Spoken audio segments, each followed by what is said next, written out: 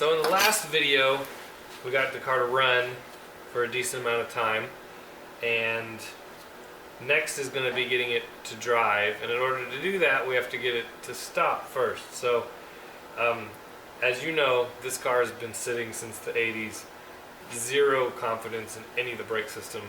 It's all going to get replaced top to bottom. So we're talking master cylinder, lines, calipers, pads, rotors, you name it, it's going to get replaced. So we're going to start on this front side, and I'll show you just a quick segment on breaking the brakes down, removing everything, a couple things to look for, a couple things, tips for when you do it.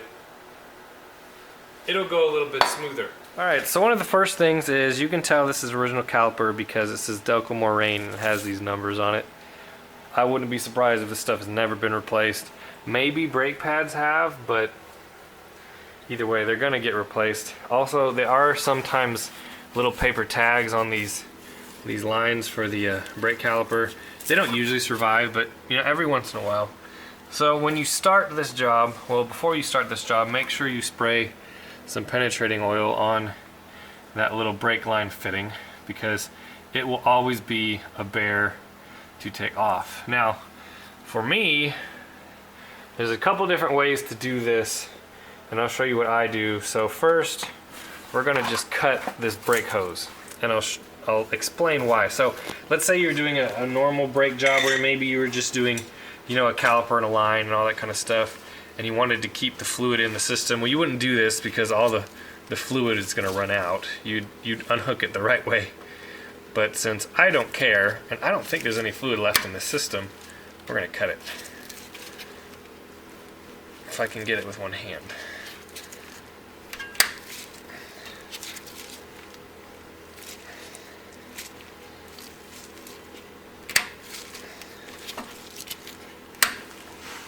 Alright, so as expected, there's no fluid in it at all, which is good. It makes less of a mess. So normally you'd let this drain, the master cylinder is going to drain, and you can work on getting this caliper out.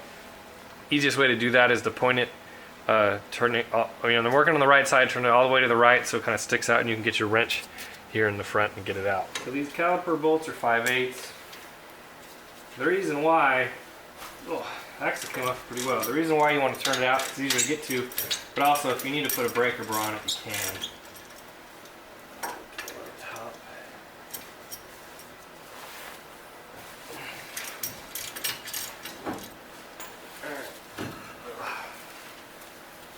Yum! Spiders! Wow, these pads are like brand new, but they're also ancient. So, you'll see on all the forums and Facebook groups and all that stuff, people talking about these calipers leaking if the car sits a long time.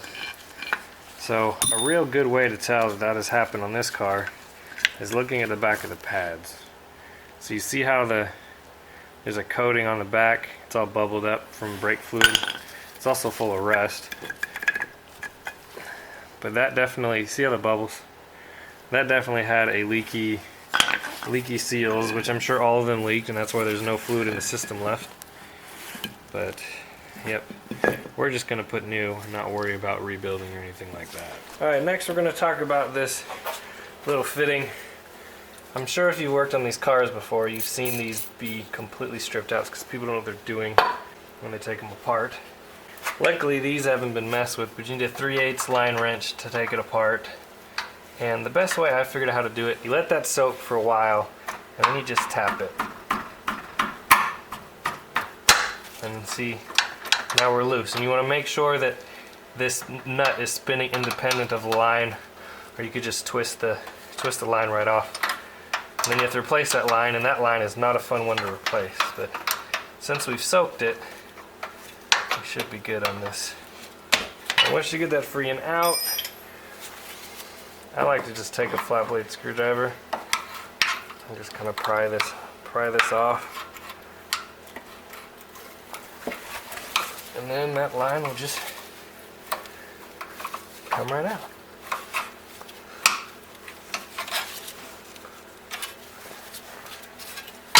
Boom. Another thing we want to do is we want to take this brake rotor off.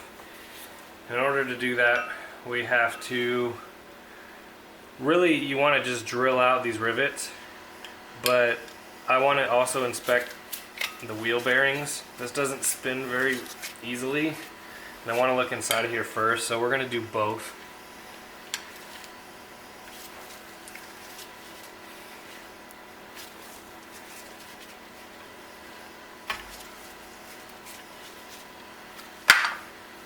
So that grease, I don't like it.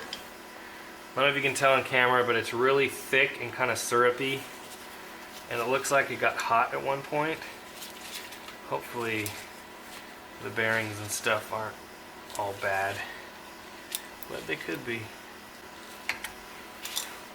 And that should just turn by hand, but it doesn't. So for this nut, you'll need at least a 12-inch crescent.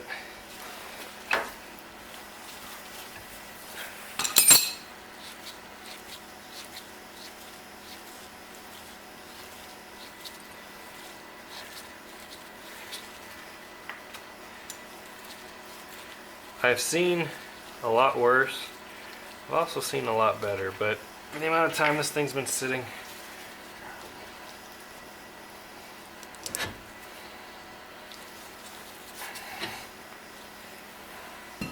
alright, you see this grease? It's like syrup. It's really sticky. Again, I don't know if that's from sitting or from heat, but I think all this stuff needs to be cleaned.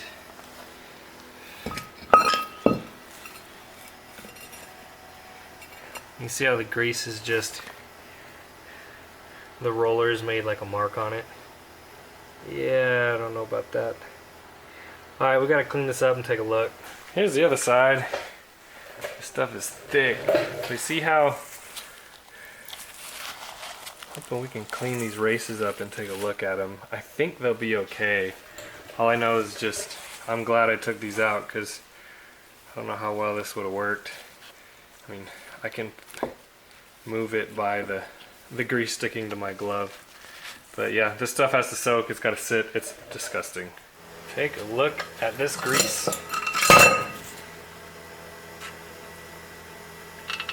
Yum. Working on an all original car is great, except for the fact that you have to drill out 5 rivets on every single rotor that you want to replace. So I've already got one done down there. I mean, it literally takes like half an hour to get one of these stupid things off. Couple tips: make sure you have your cap on so none of this metal crap goes in to your bearing races.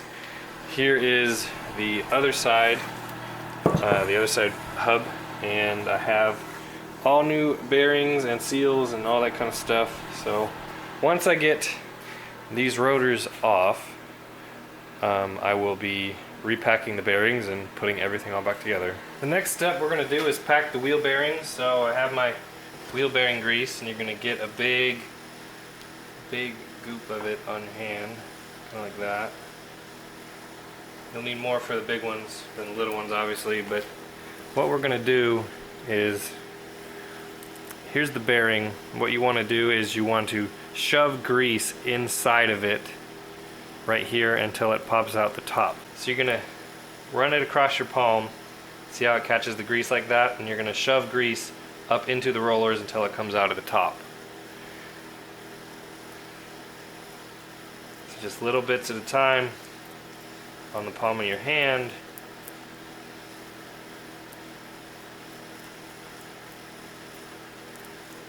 Alright, and you can see on this part, you see how I have grease popping out between the rollers? That means that side's done. I can rotate it a little bit and then go to town.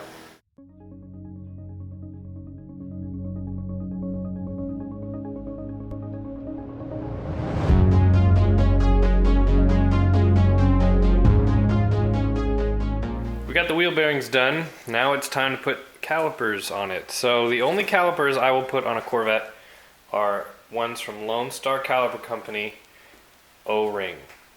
Don't go to AutoZone, don't go to Advanced Auto, don't go to O'Reilly's and buy a $75 caliper, because they will leak, guaranteed. I won't put anything else on a car except for these. Before you put it on the car, you need to put on the line and the pads.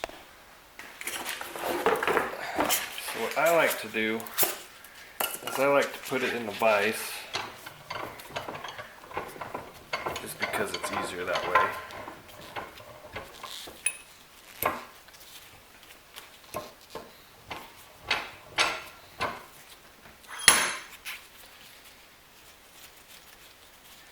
Make sure when you put the line on, you also include this copper washer.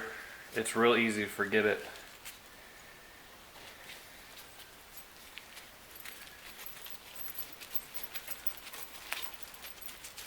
Like that, you get your 5/8 wrench,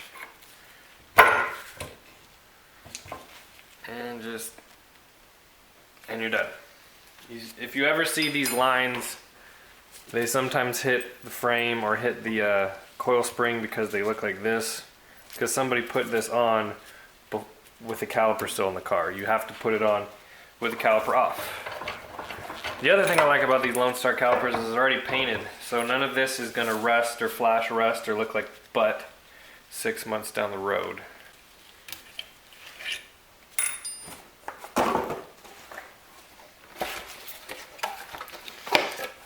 Brand new pads.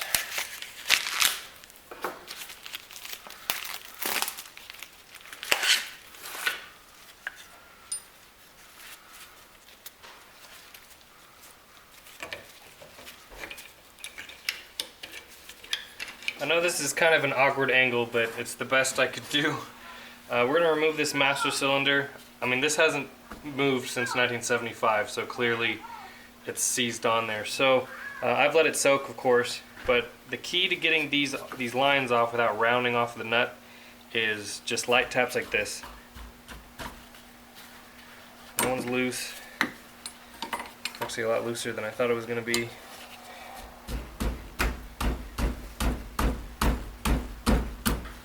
And then it pops.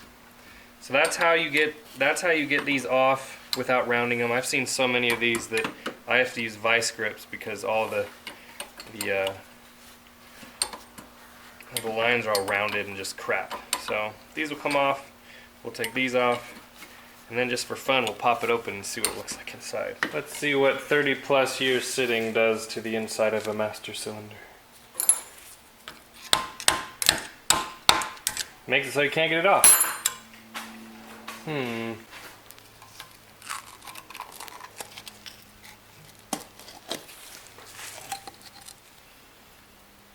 Actually, that's a lot better than I thought it was going to be.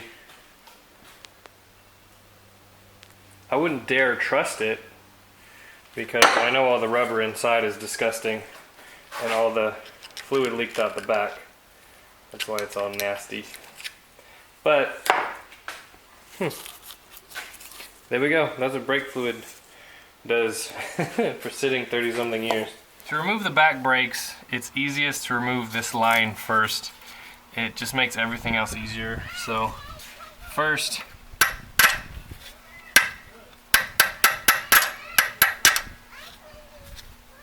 oh, come on.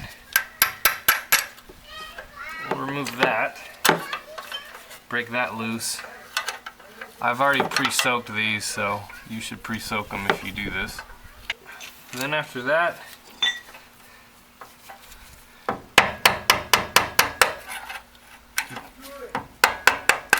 pop out that clip that holds the rubber line. Rubber line comes out.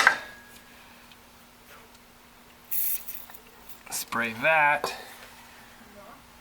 where it goes into the frame. And this is a 5/8. I have a 5/8 line wrench.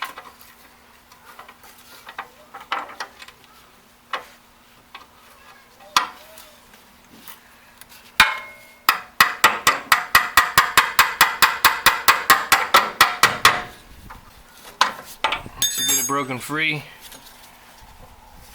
twist it out.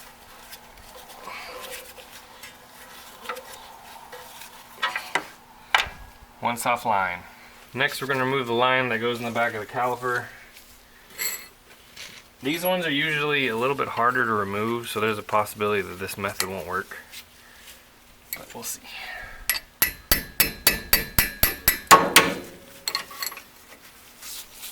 we go. Alright, and then that removes this line, which we will be replacing, but it needs to come out. And then next is 2 5/8 bolts on the back of the caliper, and we're done.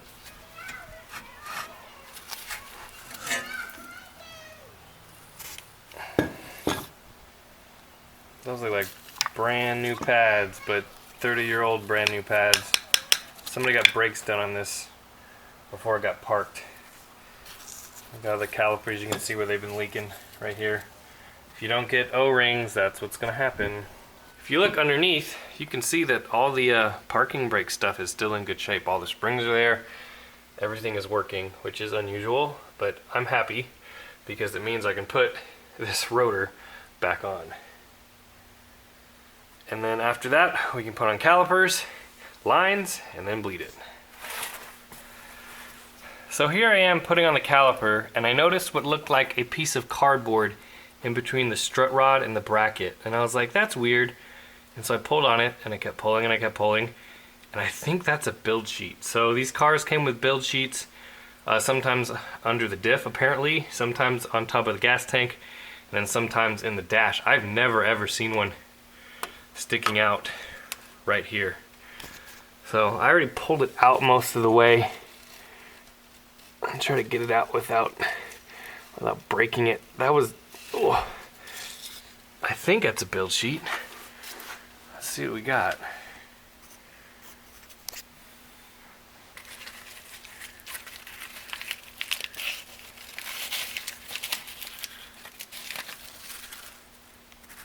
Yeah, that's a build sheet. I don't know if I can read anything on it, but that is a build sheet. I see right here it says St. Louis, Missouri.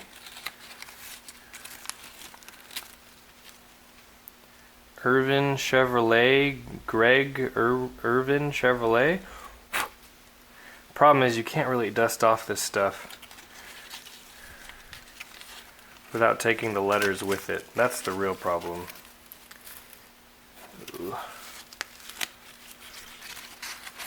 It's not in that great a shape. Of course, because it was under the car the whole time. Sadly, I don't think there's much on this that we can read or decipher or anything. Even if I brush it off, I feel like I'm going to lose all the letters, but I will give it a try. Sadly, nothing survived, which it's expected. I mean, it was riding underneath the differential for 11 years and then sitting who knows where for the rest. But I did find out that this was sold new. I don't know if you can see this on camera, but it says George Irvin Chevrolet in Colorado. Denver, Colorado is where it was sold, made in St. Louis, but the rest is, you can't, I mean, I can read the word Speedo, I can read the word press, and that's about it. I mean, there's really, it's just so was not made to survive any length of time, but at least we figured out one thing. It was sold in Denver. That's cool. All right, there we go. We have the back left, front left, the master cylinder, the front right, and the rear right all done. So that means, with the exception of bleeding it, all the brakes are brand new on this car. So I'm gonna have to cut off the video here. I wanted to put out a video this week, so I was originally gonna do all the brakes and then have like a driving, first drive video after that, but I think it's good to leave you in suspense. I'm sorry, but next video we're going to fix a couple leaks, bleed the brakes, put the valve covers on, and then fingers crossed we'll be able to drive this car out of the garage and put it on the road for the first time since supposedly 1986. So hope you guys enjoyed it. I will see you guys next time.